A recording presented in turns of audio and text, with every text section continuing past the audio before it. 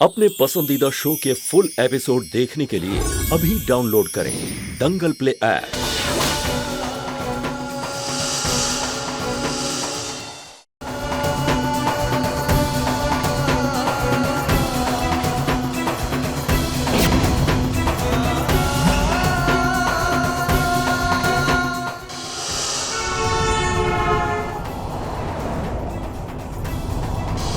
सुमन आप कूदिए, सुमन नहीं करण जी, सुमन कूदिए।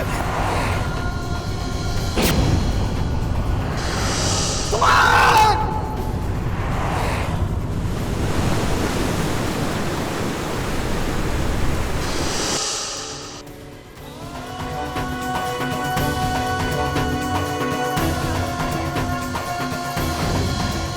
सुमन इस रूप में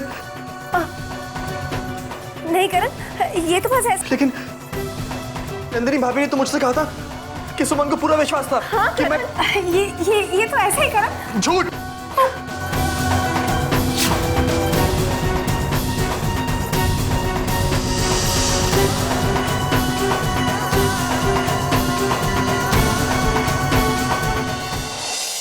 मेरी राय में तो हमें करण को सब कुछ सच सच बता देना चाहिए। और अगर करण ये सच जान जाएगा तो क्या वो बर्दाश्त कर पाएगा?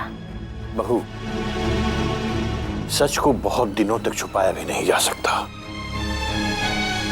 इससे पहले कि उसे ये सच किसी दूसरे के मुंह से सुनना पड़े, मुझे लगता है हमें खुद उसे ये बात बतानी चाहिए। हम लोगों ने पाला है उसे, बड़ा किया है अपने हाथ में, अपनी गोद में। उसे समझाएंगे तो वो समझेगा। मुझे लगता है हम लोगों को मिलकर उसे ये सच्चाई बतानी ही होगी।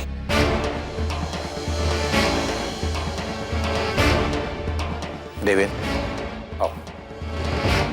बहू, कार्तिक को लेकर आओ।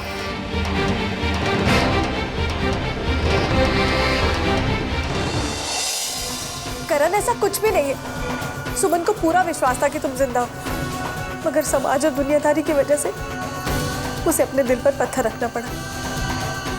पर तू इन सब बेकार की बातों को सोचकर परेशान क्यों हो रहा है करण? लेकिन मेरी वजह से सुमन ने कितने आंसू पाए होंगे। जो कुछ भी हुआ उसमें तेरा क्या दोष था करण? दोष है, मैं अपनी सुमन का दोषी हूं। मैं मां के दुख का दोषी हूं। नहीं करण, ऐसा कुछ नहीं है करण। करण, संभाल अपने आप को करण।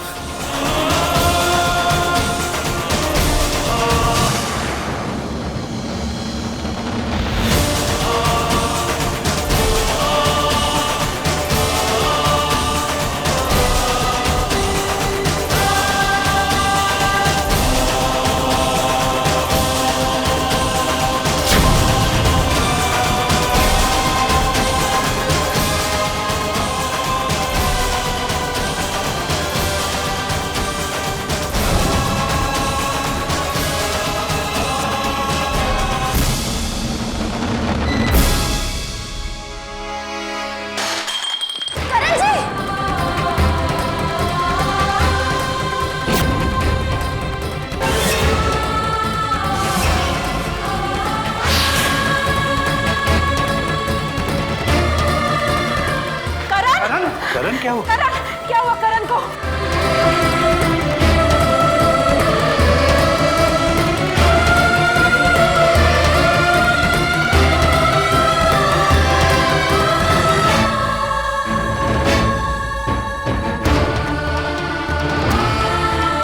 कार्तिक, डॉक्टर फोन कर जल्दी बुला दे। जल्दी जल्दी कार्तिक। हेलो, करण बेटा। हाँ डॉक्टर साहब, मैं कार्तिक बोल रहा हूँ। आप इमीडिएटली घर आ जाइए प्लीज।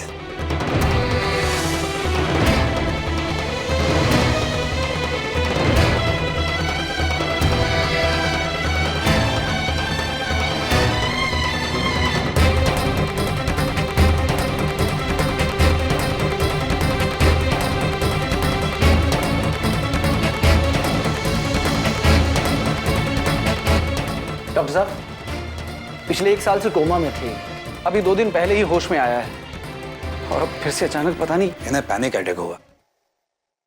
ठाकुर साहब, 1 साल तक कोमा में रहने का मतलब है कि इंसान अपने आसपास होने वाली हर बात से बिल्कुल अनजान रहता है।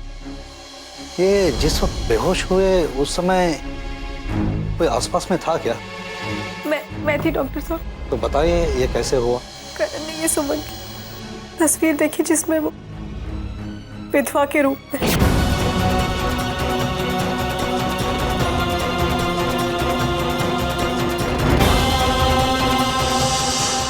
और करण अचानक जमीन पर गिर पड़ा। इनकी इमोशनल और मेंटल कंडीशन इतनी नाजुक है इस समय कि ये कोई भी स्ट्रेस या शॉक झेलने की स्थिति में नहीं है। डॉक्टर आप कुछ भी कीजिए, बस मेरे करण को होश में लाइए। आप घबराइए मत, इन्हें सुबह तक होश आ जाएगा।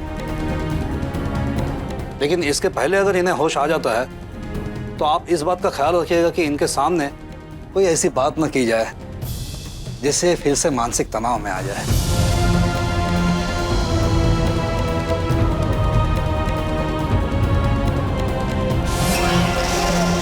इनके आसपास बिल्कुल वैसा ही माहौल बना दीजिए जैसा माहौल इनके लिए 1 साल पहले था, ताकि इन्हें किसी भी तरह का स्ट्रेस का सामना ना करना पड़े। जी। अच्छा अभी मैं चलता हूँ, कल फिर से मैं चेकअप के लिए आ जाऊंगा। आइए डॉक्टर साहब, मैं आपको बाहर छोड़ देता हूँ।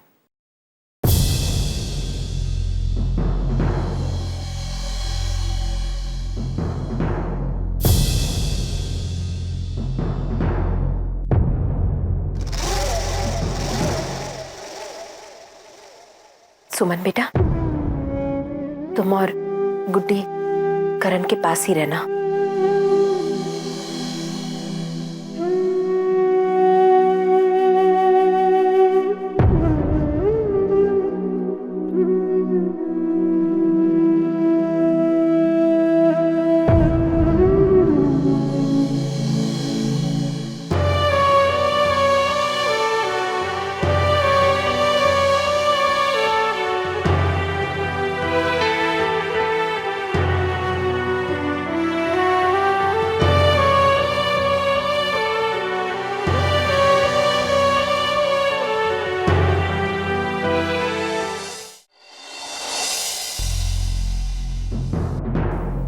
मैं नहीं जानती इस वक्त सही क्या है और गलत क्या है।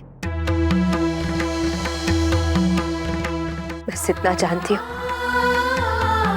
मुझे मेरा खोया हुआ बेटा वापस मिल गया।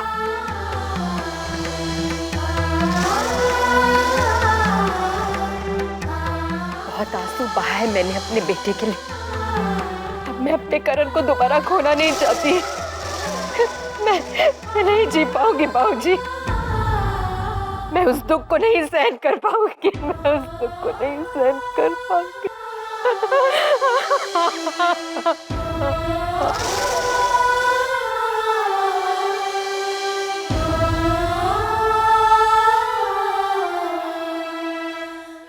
सच बताऊं तो करण को सच बताने की हिम्मत अब मुझमें भी नहीं है। करण को सच बताने का मेरा फैसला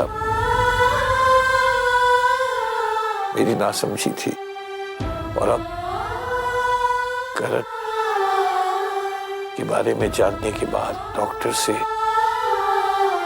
उसकी पूरी हालत सुनने के बाद तो